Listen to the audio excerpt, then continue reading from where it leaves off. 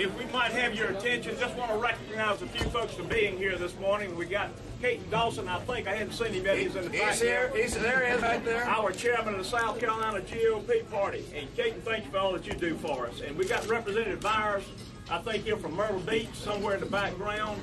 And also our executive committeeman, Buddy Witherspoon. Thank you folks for being here this morning. And for the rest of you who came out early and are here having breakfast with you, we appreciate such a large crowd here this morning to meet the governor.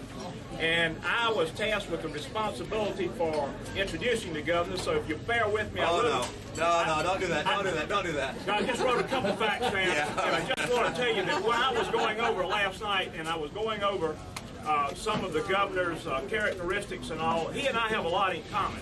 He and I are exactly the same age. He and I both married beautiful ladies, and we've both been married to our wives for 37 years. Oh, exactly. Wow. Now, I think probably the difference is stopped there, other than the fact we've both been successful in politics and business. But he was a little more active in home life. He's got 5 sons. I've got 2 daughters. And in business, I want to tell you that in 1984, he started Bain Capital, an investment company. It's a very highly successful national company. And he has a lot more zeros before the decimal point than I do as far as being successful in business. And in politics, just want to say that he is here in Columbia, and I'm here in Columbia just trying to get re-elected to the state senate, and he's here running for president of the United States. So there's quite a bit of difference there, Governor. Did want to tell you that a couple weeks ago, I guess it's been about a month ago now, I was up at the New Beer Airport having a little work done, and I was talking with a mechanic there. We went to hangar, my cell phone rang. And I said, I wonder who this is. I walked outside the hangar for the reception, and it was the governor. He called me, and we exchanged a few pleasantries, talked for a few minutes, and I went back in the hangar, and I've got to paint you a mental picture.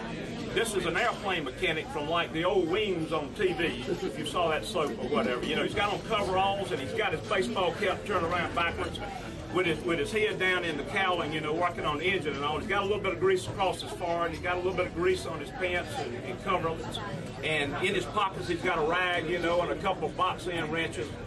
And he's standing there, and I come back in, and I said, Bill, I got something I need to tell you. So he sits there, and he looks at me, he said, what? I said, man, I'm still in shock. I said, I think I just spoke to the next president of the United States. And Bill, without missing a beat, he just reached around, grabbed that rag, wiped a little bit of that grease off his forehead, and he looks at me and he says, does your wife know about this? I said, what are you talking about? He said, does she know that you may have something special going on with Hillary? Well, of course, Bill was pulling my chain, and I went on to elaborate to Bill. I let him know before I left there who Mitt Romney was and the things that Mitt Romney had accomplished for a GOP candidate to go into a state that's owned by the Kerrys and the Kennedys and to be able to pull off a victory there as governor. But more importantly than that, was able to work across the lines, across the aisles with a Democrat-controlled legislature to be able to erase a $3 billion deficit and without raising taxes, without going further into debt, and to come up with some reforms for health care insurance, and I might say private market-based health care insurance, and not on the backs of the citizens with higher taxes. And Governor, when I left there, he knows who Mitt Romney is. And ladies and gentlemen, I want to introduce to you the next president of the United States. The real president.